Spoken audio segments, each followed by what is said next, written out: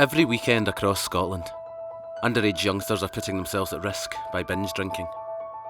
What starts off as a fun night out with friends can often end with tears, arguments, vomiting, violence, accidents, and trouble with the police.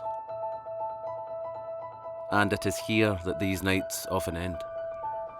On the busiest nights of the week, staff have to deal with the after effects of binge drinking, and they don't always want to cooperate. Look, I've been here for over an hour. I need to be seen now. We've been following what happens to different young people after they have been brought here, and the consequences for them the morning after, and beyond.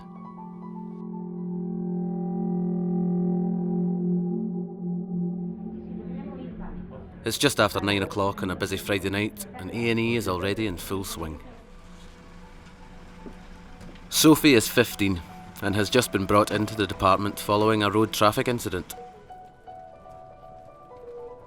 Sophie had been walking home alone when she stepped out in front of a car after drinking too much at a friend's party earlier that evening. Fortunately for Sophie, the car swerved and it didn't hit her, but she was very shaken up. When we arrived at the scene, it was obvious Sophie had a lot to drink and she was very confused and disorientated. Sophie, what are you doing? Calm down, Sophie. And she was in shock and in what we would consider a very vulnerable state. So we had to bring her here to get her checked out and wait for her parents. She was very agitated. She wasn't keen to cooperate. I said, get off me! Leave me alone! Come on, calm Get down, off! Sophie. We need to get these... It's important to keep them calm in situations like this. Being brought in here can be scary for them, especially if they're on their own. There's a lot of people about and a lot going on.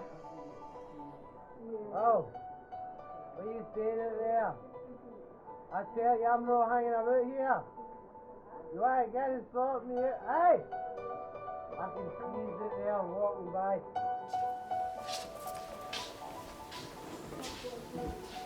Sophie's friend Joanne was at the scene of the accident and has come in with her to wait for news.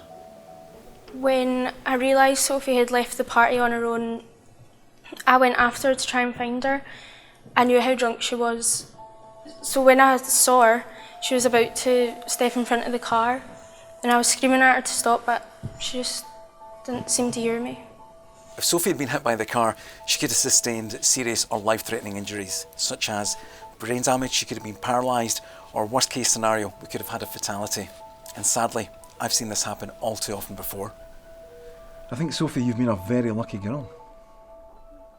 I can't believe Sophie did this. It's so out of character. She's always been the sensible one, telling us to be more careful. Alcohol is a depressant, you see. It might make you feel more happy, more confident when you're drinking, but it actually makes your mind more fuzzy and disorientated. Therefore, it's more difficult for you to judge situations that you may be in, be it good or bad. Sophie's drunken behaviour hasn't just affected her. Chloe is 17 and has also been brought into A&E tonight. She was the passenger in the car that crashed after swerving to avoid hitting Sophie. There is a possibility that she may have a neck or spinal injury. Although Sophie has been given the all clear, the after effects of the alcohol are beginning to kick in. You're okay. I just want to go home. It's all right. At least when Sophie was sick, we were able to keep an eye on her. If she had fallen and become unconscious while walking on her own, she would have been at risk of choking on her own vomit. I see so many young girls brought in who have obviously spent a lot of time getting ready for their night out, and they end up a right mess. Right, Sophie, let's see if we can get someone to get you cleaned up a bit. There you go, Pet. Okay. If someone could show them a photo of how they'd end up looking, maybe they'd think twice about drinking. Joanne, what's going on? Sophie's sister Katie has just arrived at the hospital. Hi, sorry, I'm here to see about my sister, Sophie Clark. Sophie. Soph, look at you. Oh, what have you done? Look, I've just got through to Dad. I'll be here soon, okay? I don't know what happened. It's all right, come here. You're all right. It was so horrible seeing my wee sister like that. She was really upset and she looked awful. It was so not like her to do something like this. Sophie's dad has now finally arrived at the hospital to take her home. Oh, God, Sophie, look at you. Oh, baby. Oh, sweetheart.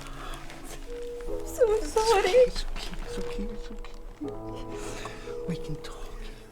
You know, when I think what could have happened to Sophie, you know, when she was walking home alone, or what if the carrot hit her? You know, sometimes I think Sophie thinks she's all grown up, but, you know, she's my little girl. When Sophie's dad arrived, we were able to let her go home. She might not feel it at the minute, but actually she's a very lucky young lady. Sophie, are you okay? Sophie, Katie.